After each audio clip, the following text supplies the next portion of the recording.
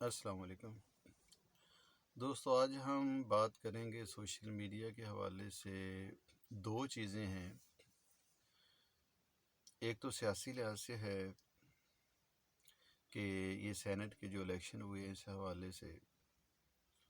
تو ہماری ملکی سیاست کا یہ حال ہے کہ ہر کوئی ملکی مفاد کی بجائے اپنے اپنے سیاسی مفاد سے وابستہ ہے، اپنے انفرادی فائدے کی سوچتا ہے۔ بس اپنی پارٹی میں اس کو اچھائیاں نظر آتی ہیں، باقی سارے چور اور کرپٹ نظر آتے ہیں۔ عوام سے جھوٹے وعدے کرنے ہوں، عوام کو تسلیاں دینی ہوں، اور عوام ہماری ایسی ہے بہت جلد بھول جاتی ہے۔ پارٹیاں بدلنا ان لیڈران کا شیوا ہے، جہاں سے ان کو کوئی مفاد ملا، جہاں سے ان کو کوئی مطلب نکلا، وہیں پہ چلے جاتے ہیں۔ کاش کہ یہ لوگ مل کر اپنی پارٹی کی بجائے، اپنی ذات کی بجائے یہ ملک کا سوچتے، اجتماعی سوچ رکھتے۔ کاش ان کو یہ احساس ہوتا کہ اس وقت جو عوام ہے وہ کس طرح اپنا گزر بسر کر رہی ہے، کن تکلیفوں سے گزر رہی ہے۔ لیکن کیا ہے کہ اپنی پارٹی سے وابستہ یہ کارکن عملی میدان میں ہوں، سوشل میڈیا پہ ہو، کو ٹی وی ٹاک دیکھ لیں، انہوں نے ایک بالکل اتنگ مچایا ہوا ہے، اور اپنے اپنے لیڈران کے دفاع میں یہ جھوٹ، بد کلامی، بدگوئی، حتیٰ کہ دین مذہب تک کو استعمال کرنے سے بات نہیں آتے، دوسروں پہ ایسی ایسی بہتان تراشیاں کرتے ہیں کہ انسان حیران رہ جاتا ہے۔ اور پھر اپنے لیڈران ان کے جتنے بھی کرپٹ ہوں، چور ہوں، جو بھی ہو، تو ان کی ہر بات کا دفاع کرنا یہ واجب سمجھتے ہیں، اور ہر آنے والا نیا بندہ کوئی تبدیلی کا نعرہ لگاتا ہے، جھوٹے وعدوں کا نعرہ لگاتا ہے، اور عوام پھر بہل جاتی ہے، اور اجتماعی طور پہ ہمارا جو ملک ہے، وہ معاشرہ ہے، دن بدن تو وہ جہالت، بے عملی اور غربت میں گرتا جاتا ہے۔ تو جب تک انفرادی ہماری سوچ نہ بدلے گی، ہمارا جو شعور ہے وہ ان سیاسی لیڈران کی قید سے آزاد نہیں ہوگا، تو اس وقت تک یہ تبدیلی کا آنا یہ ناممکن ہے۔ تو ہمیں چاہیے کہ ہم انفرادی طور پہ اپنی حیثیت کے مطابق، اپنے اختیار کے مطابق، اجتماعی طور پہ اپنے ملک کے لیے جتنا ہو سکے ہمیں کوشش کرنی چاہیے، اپنے ارد گرد کے ماحول میں درستگی کے لیے، لوگوں کی آسانی کے لیے، فائدے کے لیے ہمیں کوشش کرتے رہنا چاہیے، کیونکہ ایک نہ ایک دن سب نے چلے جانا ہے، عام آدمی نے بھی چلے جانا ہے، اور سربراہ نے بھی چلے جانا ہے، اور اپنے اپنے عملوں کا حساب ہم نے اپنے اپنے حصار، اپنی اپنی حیثیت کے مطابق دینا ہے۔ تو وطن عزیز کے حوالے سے باتیں ان کی سن لیں تو ایسی ہیں کہ جیسے مٹھاس ہی مٹھاس، اور ان کے عمل دیکھ لیں، ان کی کارکردگی دیکھ لیں تو زہر کے سوا کچھ بھی نہیں، اور ان کی خاطر عام عوام جو ہے باہمی وہ آپس میں دست و گریباں ہے، آپس میں لڑائی جھگڑے کر رہی ہے، ایک دوسرے بے بہتان تراشیاں کر رہی ہے، اور جو لوگ ہیں یہ پیسوں کی عوض اپنی پارٹیاں بدل رہے ہیں، اپنے جذبات احساس بدل رہے ہیں، اور عوام بھولی کو کسی کے پیچھے لگی ہے، کوئی احساس تک نہیں۔ تو بہت دل دکھتا ہے ان چیزوں کو دیکھ کے کہ ہماری آنے والی نسلیں، ہم سب یہ کہاں جا رہے ہیں۔ دوسری بات جو ایک دو دن سے جس کی وجہ سے تقریباً سوشل میڈیا پہ ہر آدمی نے اپنے اپنے حساب سے لکھا، اس درد کو محسوس کیا، اگرچہ وہ بات ہے انڈیا کی، ہندوستان کی،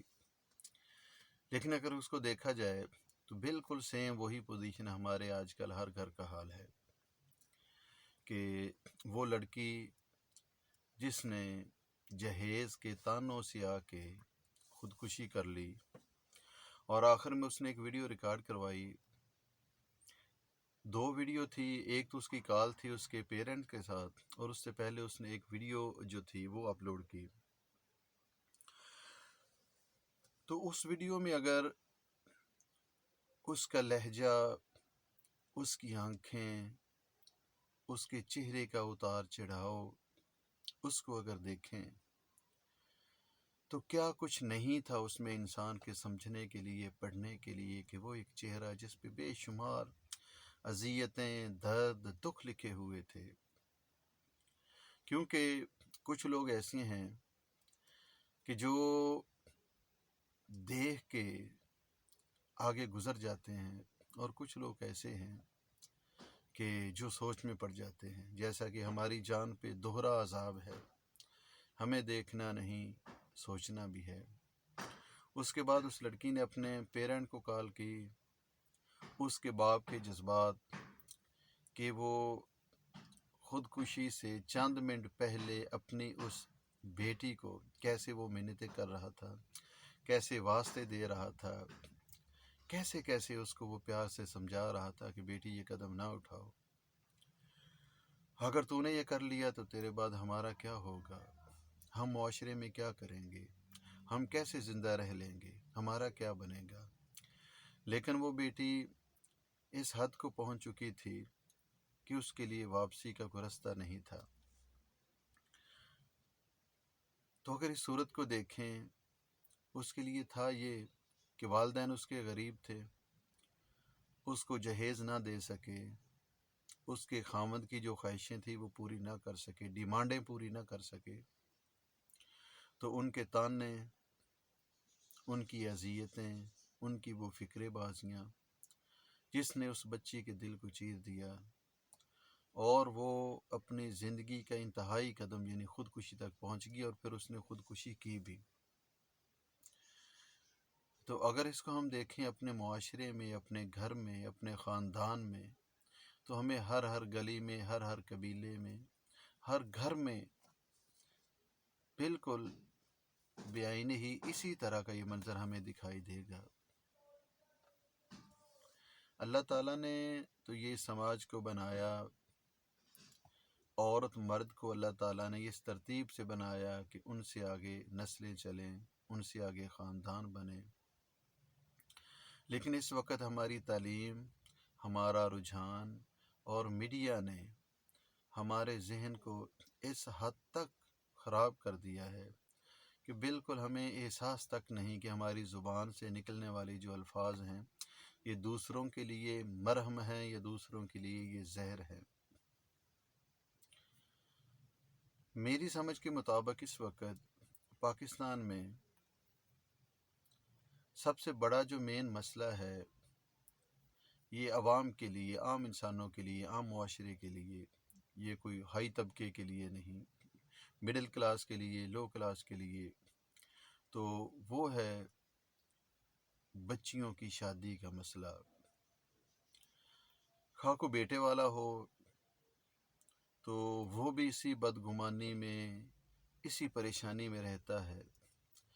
حتیٰ کہ جب اولاد ہوتی ہے، بیٹی جب پیدا ہوتی ہے تو حقیقت میں جو والدین ہیں وہ بوڑھے ہو جاتے ہیں، انہی سوچوں، انہی فکروں میں کہ ان کا مستقبل کیا ہوگا.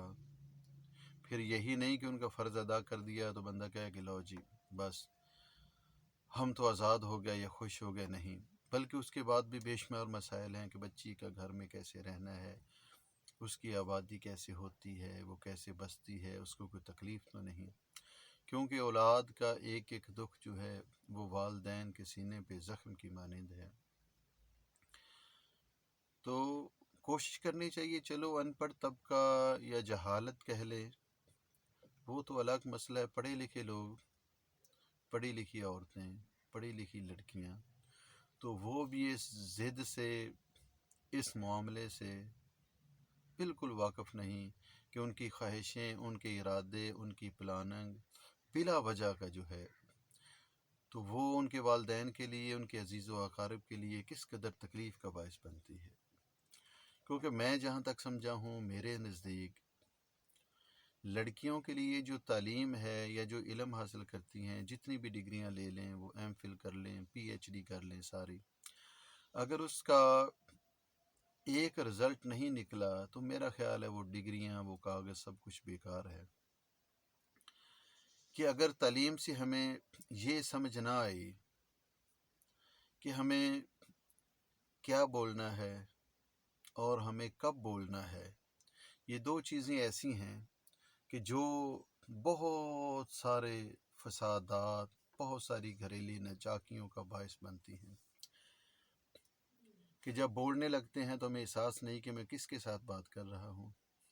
اور کیا بات کر رہا ہوں، جو میں نے فکرہ بولا ہے اس کا ریئیکشن کیا ہوگا، اس کا نتیجہ کیا ہوگا، اگلا اس کے کیا معنی لے گا، کیونکہ جو لفظ ہوتے ہیں وہ بھی اپنے اندر خوشی یا غمی رکھتے ہیں۔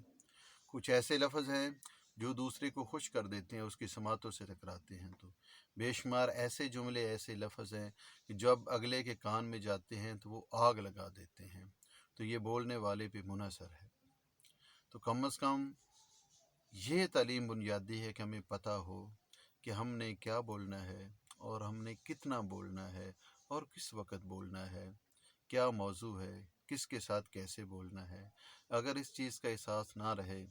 تو بے شمار جو گھر ہیں وہ بے گھر ہو جاتے ہیں، آپس میں قریبی رشتہ داروں کا دور ہو جانا، آپس میں بہن بھائیوں کے اختلافات، تو یہ انسان کو بہت دور لے جاتے ہیں۔ تو اس حوالے سے انشاءاللہ تعالی ہمارا بات ہوتی رہے گی، تو ہمیں چاہیے کہ ان باتوں پہ غور و فکر کریں۔ انشاءاللہ پھر زندگی رہی تو دوبارہ ملاقات ہوگی۔ اوکے، اللہ حافظ۔